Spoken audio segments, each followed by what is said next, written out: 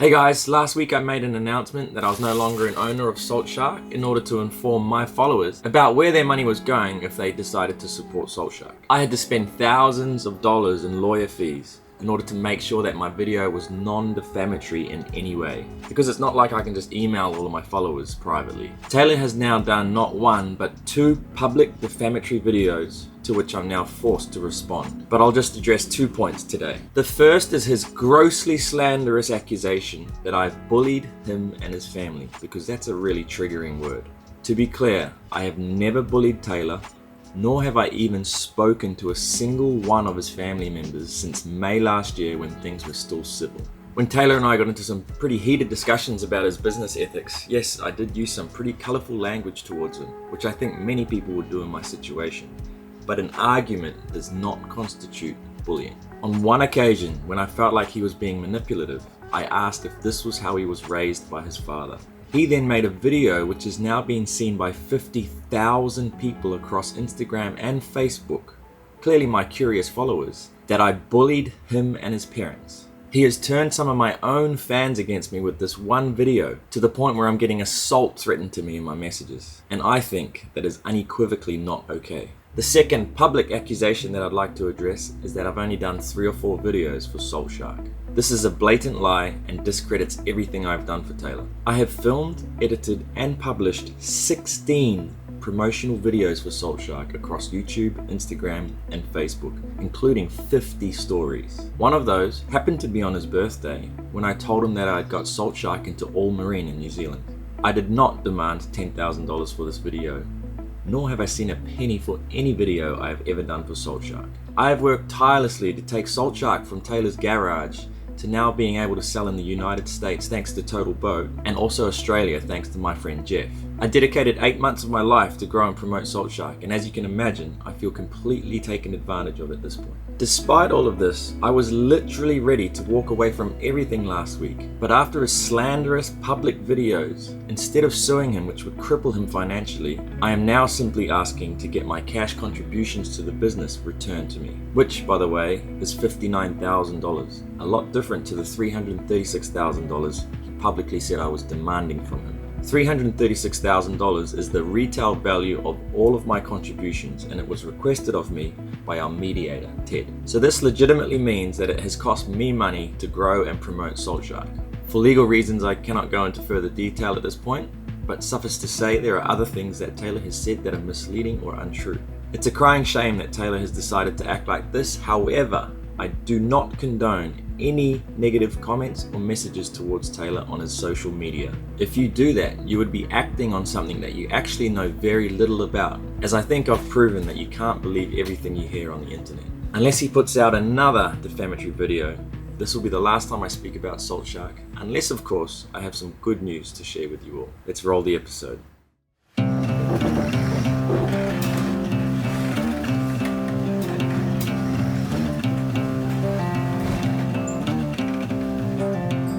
This is the aftermath of a horrible night at sea. We have cleared out of Indonesia and are making our way north towards the Philippines. Our first night at sea had been horrible, getting hit by squall after squall, pounding into a 20-knot headwind. Things had finally calmed down, but the crew are now tired and grumpy. You having a good time yet? Nah, not at all. First night's been a nightmare. Had up to 30-knot wind squalls.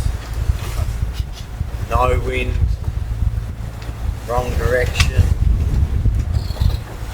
wind just going 360, rain, shit sea state. I'll take this over a day of work any day.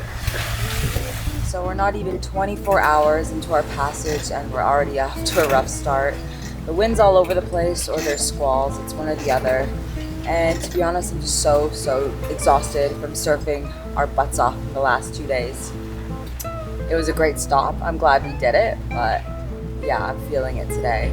Yeah, it's super uncomfortable when we're slamming like this, just because the noise the boat makes. All the ropes are creaking, just like that.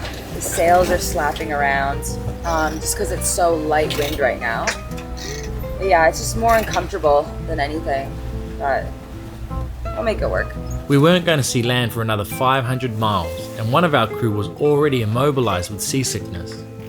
It was going to be a long trip. Last night was crazy. I've been in bad weathers, but in super yachts, so you probably don't feel it as much if you're inside. But last night, Ayana, my girlfriend, she was seasick. She was throwing up, so I had to take care of her. I had to clean the bucket on the aft deck with this weather, and all the puke was in my hand.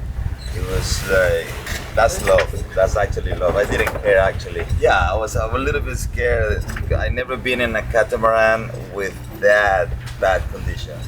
And even Colin told me this is bad. This is not the best condition. Carolyn and Seb were on watch. Then I wake up and it's like we're in a freaking storm. We were in a storm. But I wake up because one of the girls has screamed. So I just jump out, I'm in my undies, I just jump out of bed, run upstairs. We're in the middle of a 30-knot squall. The radar, I wish I got a shot of it. The radar was just it was on an 8-mile radius. It was just one big blob all around us. So for the next half an hour, literally, we're just pounding through this massive squall. My Capitan, save us!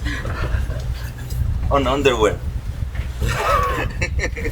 It's like, what's Diana, you've been sleeping for 2 days.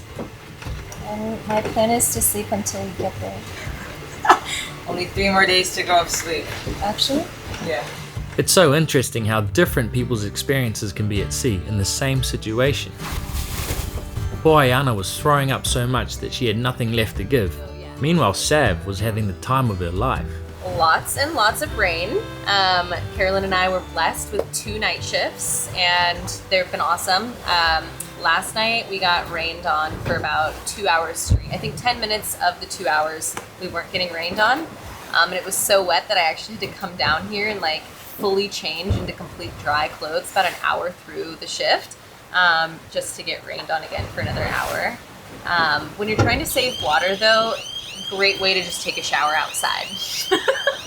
So we soldiered on through it for another couple of days, just slowly ticking off the miles, playing a game of dodge the squalls. These storms are usually moving in the direction of the wind, and if you start avoiding them early enough, you can usually sneak in front or behind them, depending on how fast they're moving. There is not too much consistency about each squall though, with some moving a lot faster than others, and they can also do sudden turns and end up coming straight over the top of you, so you always have to be on your game in these conditions, which can get old pretty quick. What number squall do you reckon this is on the trip? About 349. Wow. No, it's 363. I was counting.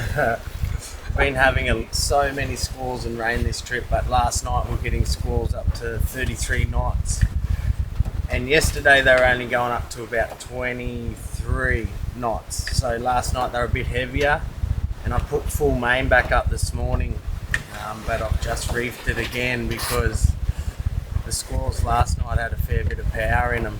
every watch I am, it's at least it's 2 hours full rain.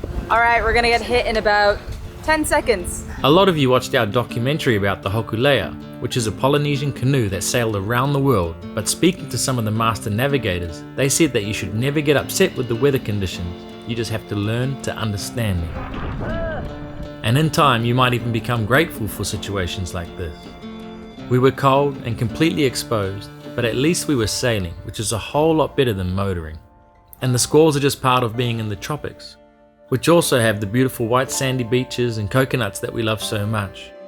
Learning about the philosophies of ancient Polynesian voyagers has literally changed the way I think about sailing forever.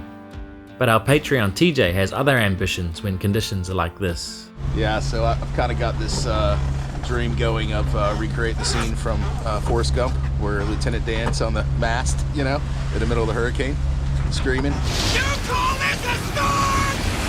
Oh, you son of a bitch! So you wanna get tied up on the mast?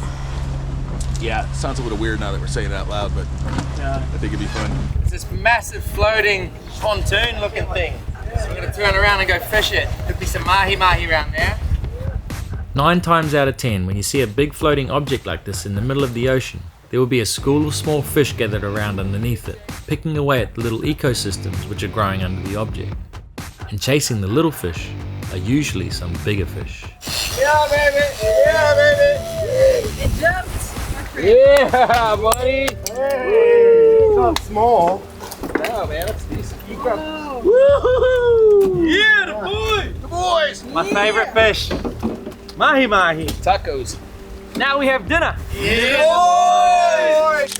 Tacos. So for the last year or so, I've been developing a knife set with my friends at Victory Knives in New Zealand, and we are close to having them ready to sell in the US. They are made with completely recycled plastic handles from the ocean, and I was stoked to let Marcos see what he thought of them. You wanna make soup, you definitely don't need this. This is give you the very worst flavor for any soup. My hands like I killed somebody. First thing you have to do, take everything away. If you wanna use the head, which I'm gonna do, I'm gonna make some soup with this. If you are joining us for the first time, Marcos is my good friend who I filmed a season of Below Deck Sailing with a few years ago, and he blew everyone's mind with his cooking skills. He's used to cooking for billionaires on super yachts, so we were totally spoilt having him here cooking for us on my hurricane-damaged catamaran. So if there was anyone worthy of putting my knives to the test, it was him. It's a very typical way to fillet the mahi. Just like that.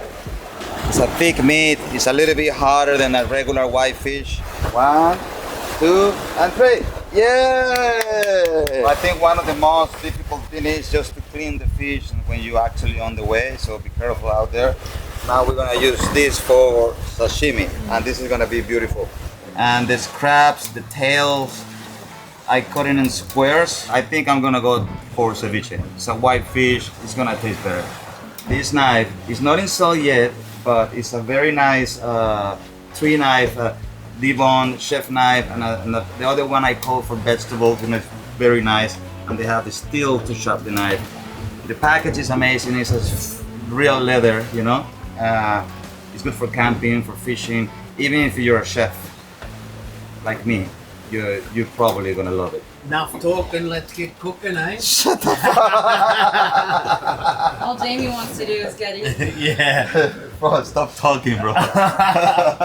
Another trick when you cut fresh fish for sashimi, I don't know if you realize right now, I just go one way. I don't do this serrated.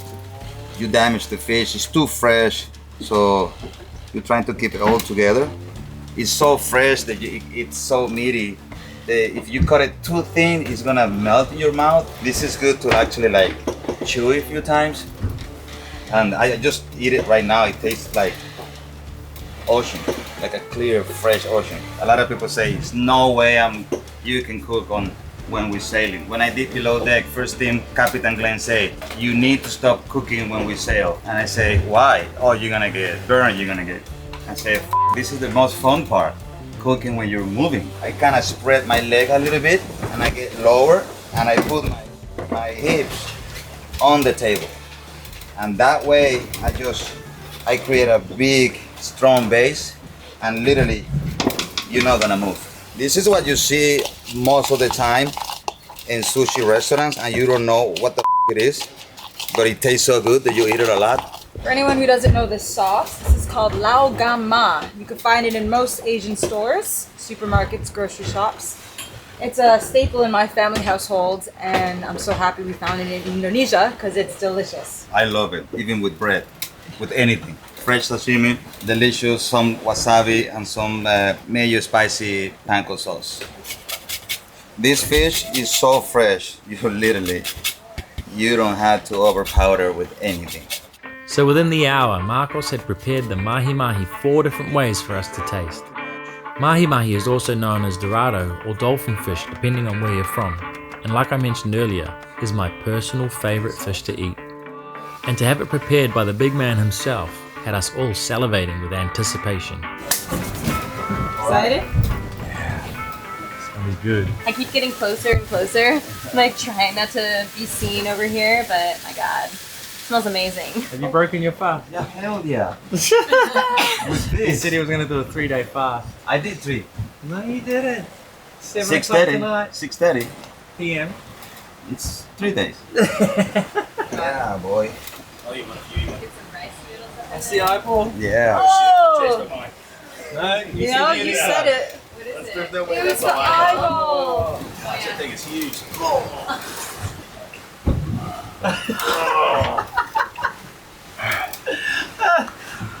Oh, I got some Imodium I brought with me. Need some. fuck, I'm gonna eat the other one. TJ. Always got my big mouth. Where's that Imodium? Yeah, I'm going straight for it. Did I get just the smallest portion of eyeball? Nah. No? Oh my gosh. What is all that? He's not a big seafood guy either. Okay, I'm gonna do this. Yeah. I'm gonna clean it up. Get rid of all that. It's a little bit hot, so I'm gonna do this for you. Oh, thank you. That makes it a little better, but still not excited about it. It's gonna chew it up for you like a little baby bird. You got a baby bird me? That would probably be worse. I'm trying to swallow it in one shot. It's gonna be good for your brain. That's exactly what I'm worried about. You can do it.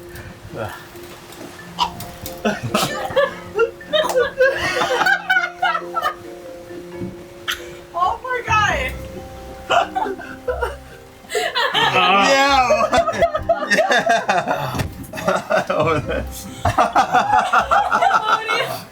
It's ruining me on fish. I'm off the fish again. I hate fish. Oh my god!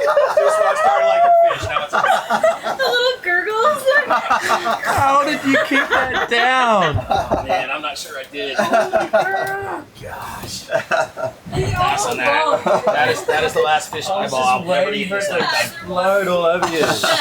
That's definitely the weirdest thing I ever ate in my life. So bright and so fresh. Like the sashimi is amazing. The spicy mayo. The boy can cook. Can I just keep coming slowly, Marcos? Slowly. This is because TJ ate the eyeball. Yeah. Now he has fish powers. Fish gods are smiling at me. Feel big? That's how it goes. We either catch nothing or a bunch of fish. Yeah, baby. Oh shit! I hope it's swimming towards me. 20 minutes later. Is it foul hooked? Is that why it's going so hard? TJ was doing a good job making this fish look like a 300-pound bluefin tuna. But at the boat, we realized it was a little bonito, so we put it straight back in the ocean. Anticlimactic. Thought for sure that was a 6-foot-long marlin. Don't worry, TJ. Those bonitos can put up a good fight sometime. But what we weren't in the mood for a fight with was some pirates. Just got a boat coming straight towards us, about 100 miles off the coast of the Philippines. But he's intentionally coming across our path. There's probably 15 of them on there. Pirates. We've changed our course, but they are still trying to cut us off here. Now we're definitely gonna get attacked. Just a friendly hello, you know. Hi. How you doing, guys? Alright, false alarm. I was excited. It's been a long time I don't fight with machetes. Ayana, it's day 3, and you're finally awake. Oh, my goodness. My seasickness is gone. Now I can finally enjoy the view and the breeze. What's the first thing you're gonna do when you get there? Probably kiss the land. So if you remember from last episode, our passage plan was to sail almost due north for as long as we could, which we knew was going to be uncomfortable, but it would mean that we would stay out of the crazy currents coming down the coast of the Philippines. And when we reached the latitude of Siargao, we would turn to port and sail due west, hopefully with the wind and current all the way to land. And our plan had worked absolutely perfectly. We had amazing downwind conditions now, and even Ayana was able to join us without being sick, and we brought out the Code D for the first time in weeks. Nice, huh? Wow. That's amazing, bro. It looks majestic. Did you expect it to be that big? No, it's beautiful this way. I thought the one that we had open was the biggest one. Yeah, Yeah. me too. We're 80 miles from Siargao. We're going to lose wind at about 10 o'clock tonight, so we'll try and make some ground during the day. But finally, some downwind sailing. It was a stark contrast to the squally conditions we had experienced for the last few days, and we thought we were going to cruise into Siargao with ease. But the universe dealt us a literal low blow below the bout, and we were still miles away from the nearest hospital. So we're coming into Siargao, the middle of the night, sort of slowed right down so that we come in good light because it's a gnarly anchorage. But Marcos has been feeling a bit funny for the last couple of days, and he's just realized that he's passing a kidney stone. So he's in excruciating pain right now and peeing blood. Yeah, it's painful, bro. I hate it. How many times have you had this before? Twice. The first one I passed them. The second one I had a surgery last year, remember? And they told me you still have one, you may gonna pass that at one point. And I think I've been so healthy for the last 20 days. And I've been detoxing myself, exercising, losing weight, eating right, drinking a lot of water. And I think I definitely start passing it right now. Man. How I'm sweating, bro. I noticed because it started like pain in my lower back. That's one of the symptoms. Yeah. Then I started going to the bathroom too much, and then I started pee, but the pee didn't want to come out. That means it's something's out. It's there, like blocking my pee. So I hopefully it's not that big. It can pass. Otherwise, I have to really go to a doctor, an emergency though. Sorry, I can't talk right now. I knew Marcos wasn't joking around because he has got such a high tolerance for pain. When we were filming Below Deck, Marcos literally tore part of his scalp off and just carried on working like nothing happened. So for him to be showing this much pain now, I knew it was serious.